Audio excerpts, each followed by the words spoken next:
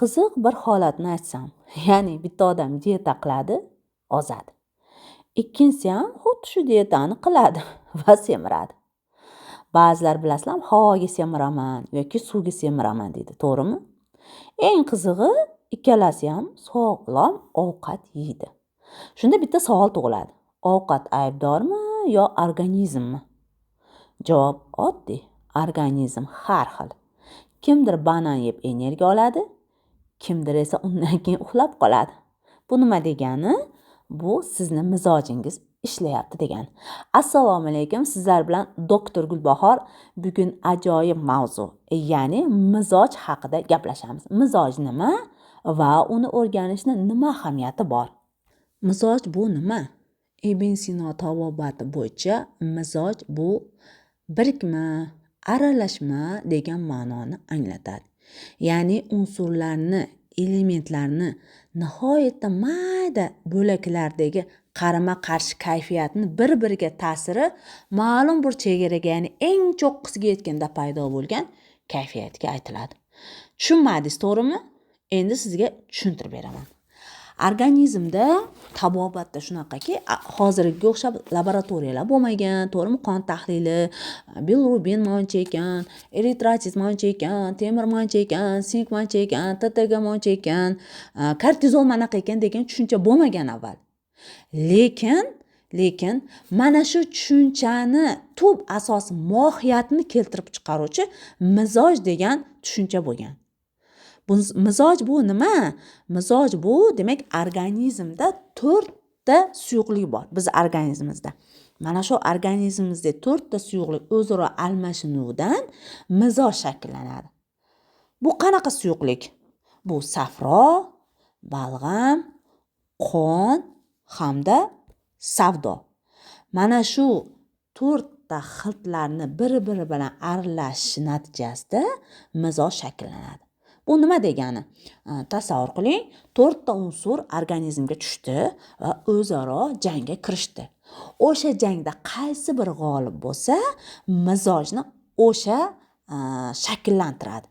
Ya'ni agar mana shu aralashmada miqdor jihatdan, kayfiyat jihatdan qon xilti ustunlik qilsa, unda qon mizoj bo'ladi.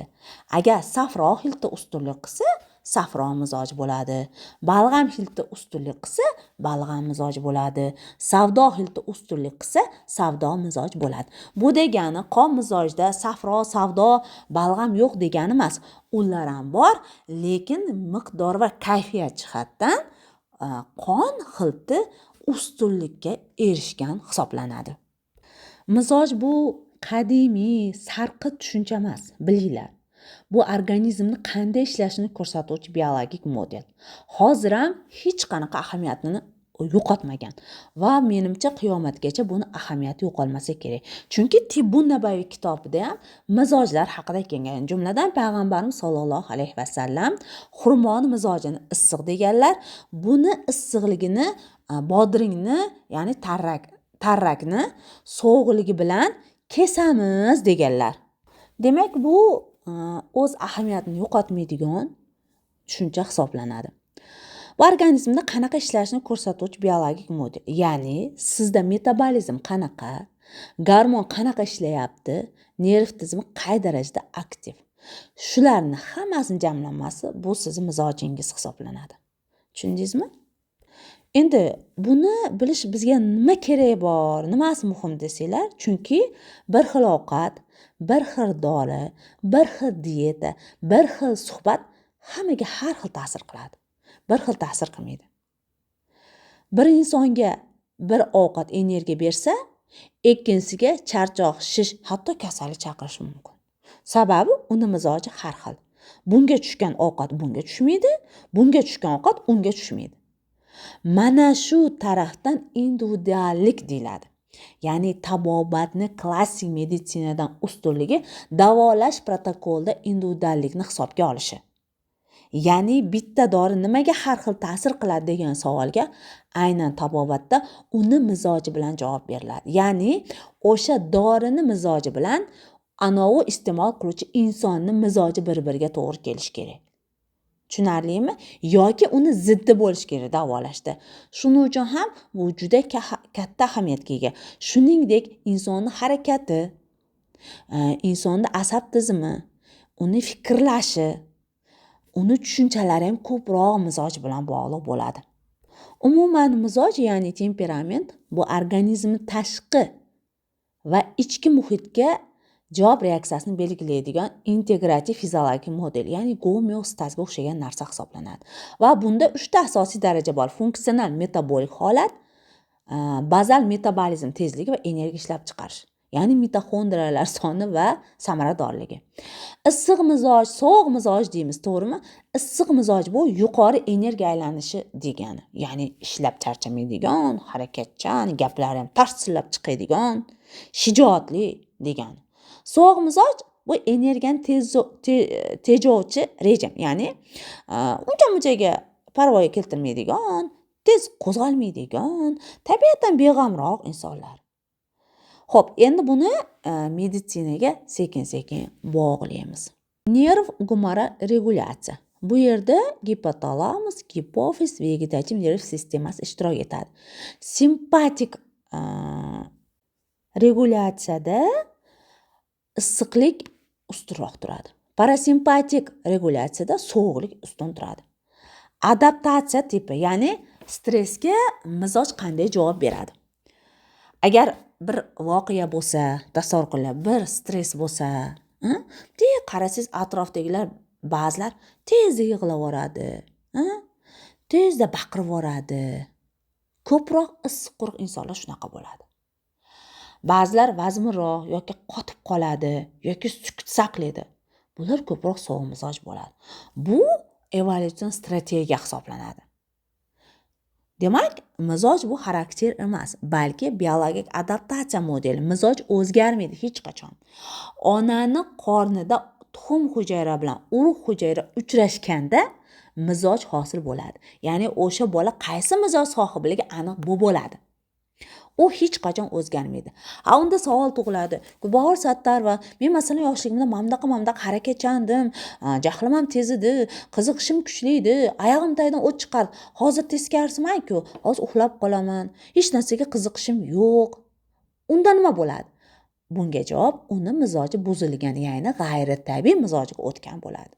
Shuni bilinglarki, tabiiy mizoj hech qachon o'zgarmaydi. U faqat buzilgan, ya'ni g'ayritabiiy mizojga o'tadi. Biz aynan shu g'ayritabiiy mizojni davolasak, keyin u yana asl mizojiga qaytadi. Endi endokrin tizimda qanaqa ishlaydi? Sovuq mizoj insonlarda ko'proq qalqonsimon bezni gormonlar metabolizmi past bo'ladi. Gipotireozga moyil bo'ladi sovuq mizojlar. Bilinglar.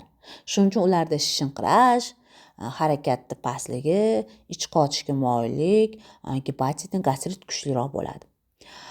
Aksincha, gipertireozda, ya'ni metabolizm kuchliroq, qalqonsimon bez aktivroq insonlar ko'proq issiq mizoj bo'ladi. Kortizolda ham stress gormoni yuqori bo'lsa, bu katabolizm yuqori, ya'ni issiq mizoj odamlarda ko'pincha stress gormoni tez o'ynaydi, tez ko'tariladi. Sovuq mizoj odamlarda nisbatan pastroq bo'ladi va insulin gormoni ko'p bo'ladi sovuq mizojda. Shuning uchun tabiatan sovuq mizoj odamlar, ayniqsa balg'am mizoj insonlar namlik ko'p bo'ladi, semirishga moyillik bo'ladi. Endi metabolizmda qanaqa bo'ladi? Issiq mizoj insonlarda to'qimani qurishi bo'ladi, ko'proq harakat ko'pligi hisobiga. Namlikni hisobiga-da.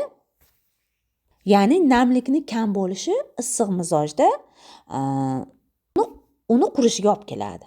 Ya'ni safro mizoj bu issiq va quruq bo'ladi.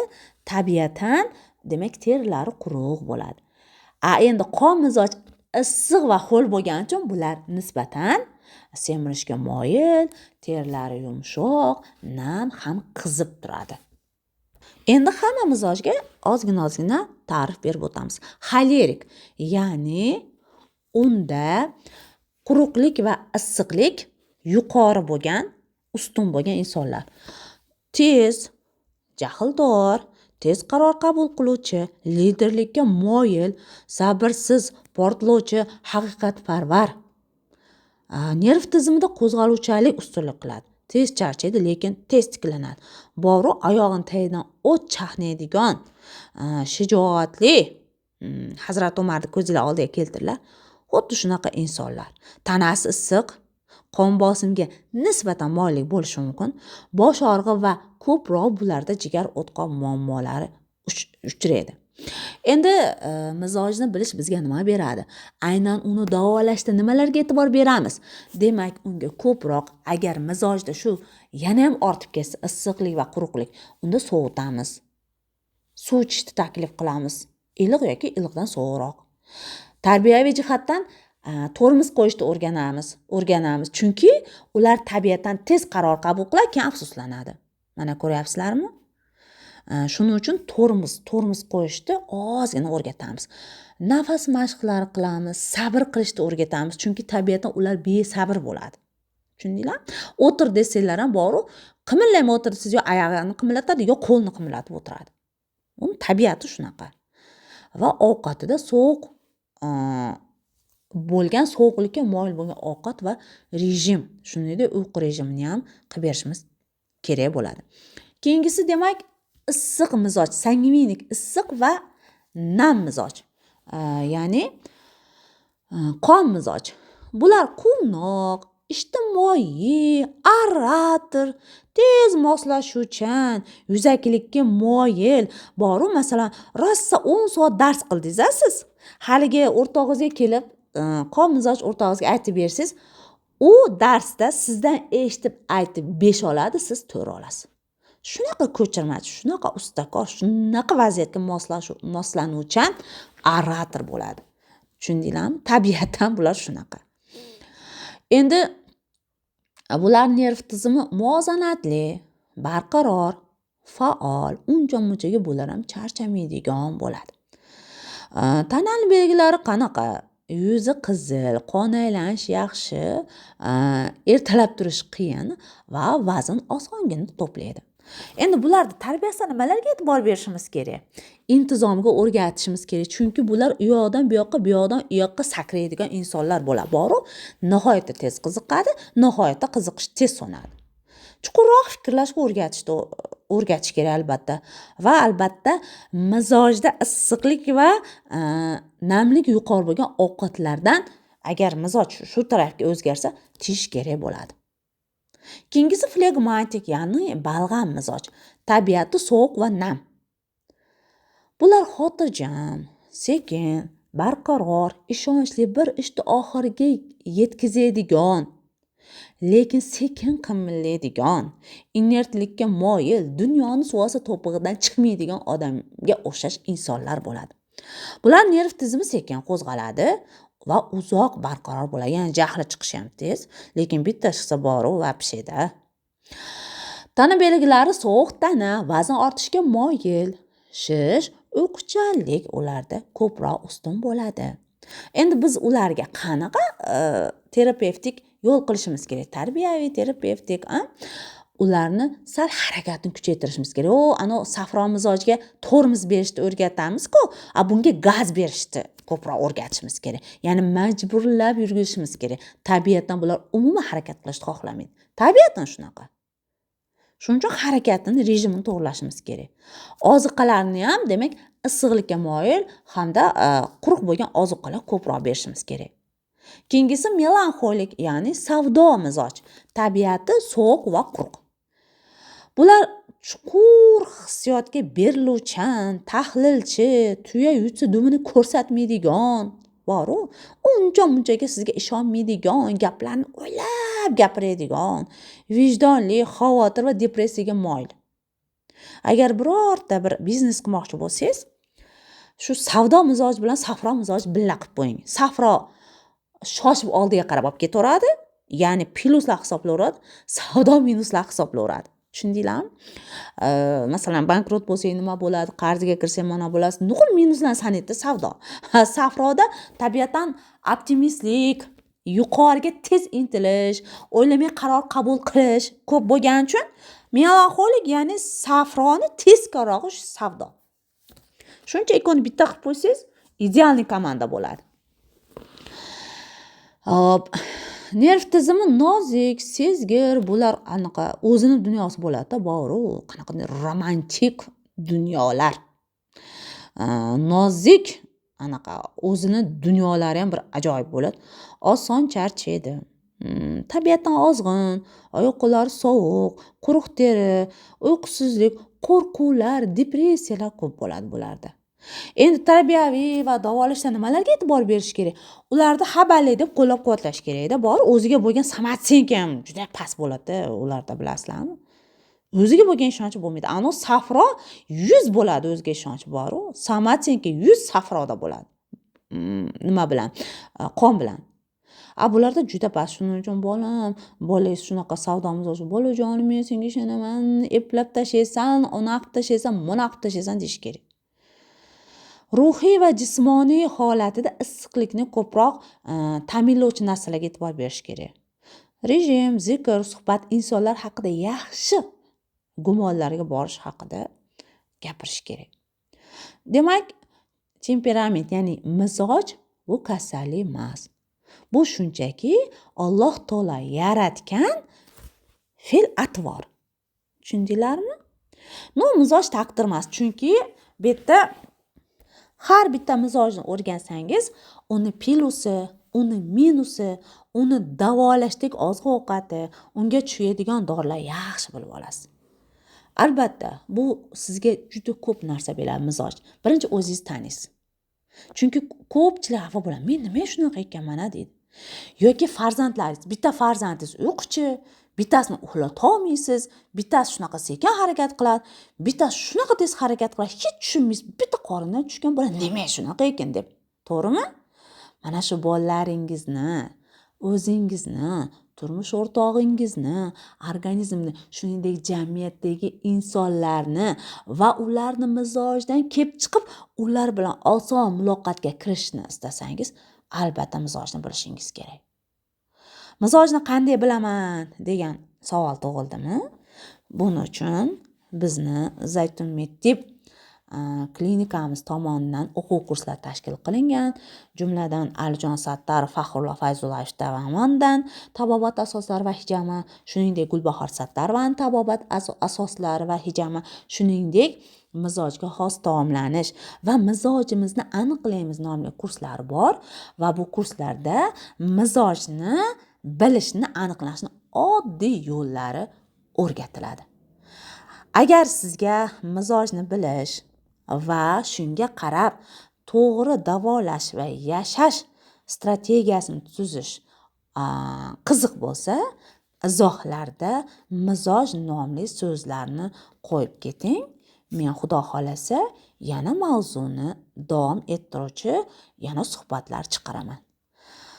Sizlar bilan doktor Gulbahor edi, preventiv va integrativ shifokor, xalq tabobati mutaxassisi va pediatr. Azizlar, keyingi suhbatlarda ko'rishguncha assalomu alaykum.